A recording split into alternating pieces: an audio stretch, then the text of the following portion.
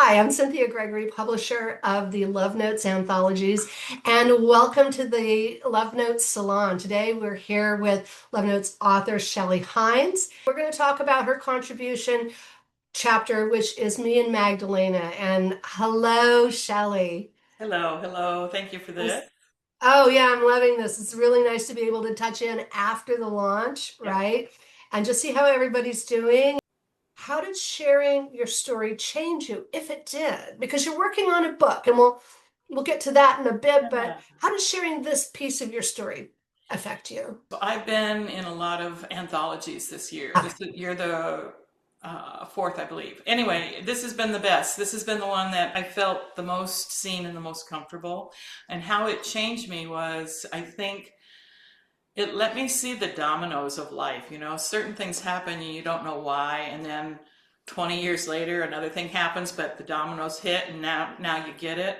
I've had a lot of those Mhm, little mhm. dominoes toppling through the writing of this book, and it's preparing me for my own writing, my own book. Yeah. Oh, absolutely.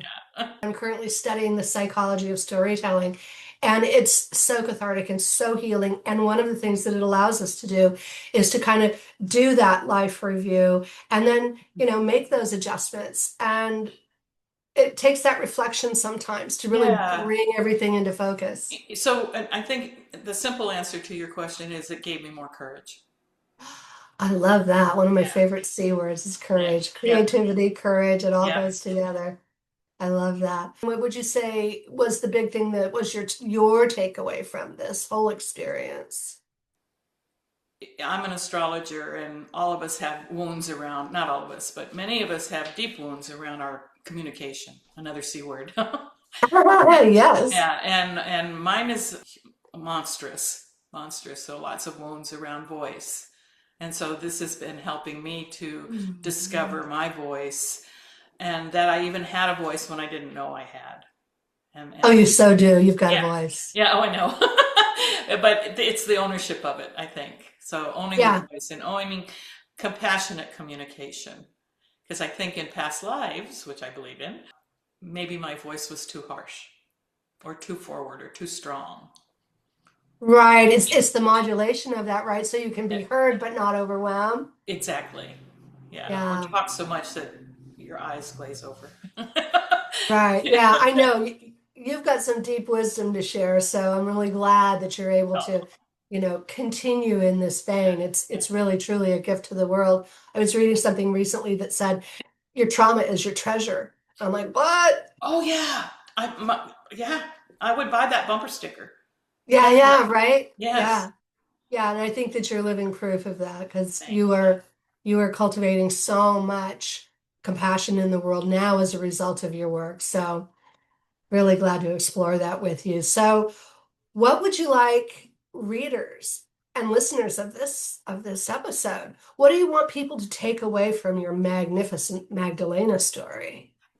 I think what I started with in the beginning was heresy. And so to take away, I am sort of on a mission, a mini mission amongst all of them, to educate people that heresy is not a bad thing. There's nothing bad about the word. It was just how people used it. You're a heretic. Well, if you look at the Greek, it just means that you're free. It's just that you are free to choose. Free to choose. Another C word. Yes, choice. And so that's what I want people to know, that you're at freedom to choose. And if anybody calls you a heretic, come sit by me because we got something to say. And we'll celebrate Yes, with we will celebrate being free. I love this so much. Wow, I think that's a perfect setup. Would you please read from your chapter for us? Sure. Thank you. In that quiet living room, I clearly heard a feminine voice, which wasn't mine, say to me, "Come back, daughter." Naturally comforted, I excitedly and secretly unpacked the feminist books I had been reading but had hidden from him. That day, my secret affair with the books of feminine scholars and theologians grew within my heart, as did my courage. Books like Women Who Run with the Wolves, When the Drummers Were Women, and The Chalice and the Blade, and many more steeled me for changes to come. After hearing my call to come back, daughter, I did. I came back and I've never left. I have been a follower of the feminine divine ever since.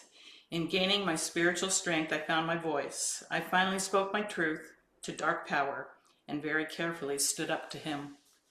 I love that. That's just so inspired, right? Mm. It's an invitation for us all to stand up. This is the time now to stand up.